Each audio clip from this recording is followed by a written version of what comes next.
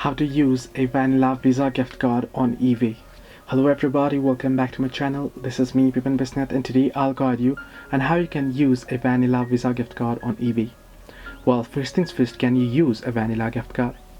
Well, for beginners, if you are using just a vanilla gift card, then you won't be able to do so. But if you have a vanilla Visa gift card, then you will be able to use it. In order to do so, simply go ahead and select the item that you would like to purchase. Then you want to tap on buy it now option and then proceed to the payment page. On the payment page, it'll give you an option to enter in your payment details, right?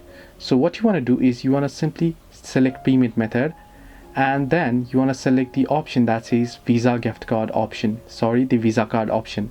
You want to simply select the Visa card option, not the gift card option.